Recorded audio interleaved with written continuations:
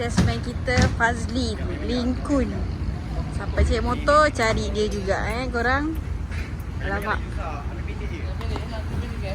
Pawang tu betul lah. Dia bukan dalam lagi. Pawang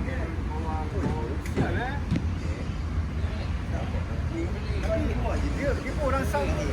Orang tak tahu sebab yang kaca. Dia potong lah. Apa ni? Aku mau potong lah. Ini sos merah. Kau potong mana? Aku mau potong pendek kan ni. Malah tak boleh aku kerjakan. Paling smart dia. Cik motor pun cari dia. Kadang tak betul juga. Aku mau potong lah tadi. Kau potong lah sana. Aku potong ujung dia gila. Dia ada pasal potong pula. Dia bagi arahan. Dia bagi arahan dulu. Mana tinggal? Oh, salah motor lah guys.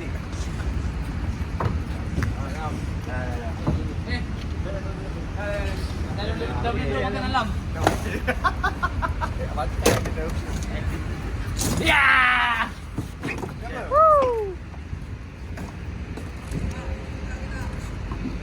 Ha? Mana? Yang hitam kau kan? Yang hitam ni kan?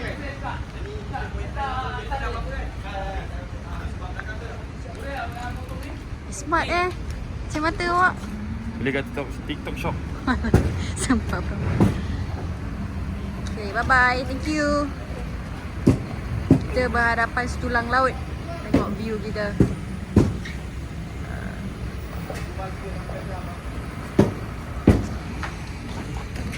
Dek sana sudah berpunya. Alamak, yang ni ke? Yang ini memang sudah berpunya. Tapi kadang-kadang dia tak mengaku berpunya. Oh, ya. Alamak, kena seksa tu. Dia adalah seorang suami sejati. Suami menyesali. Okay.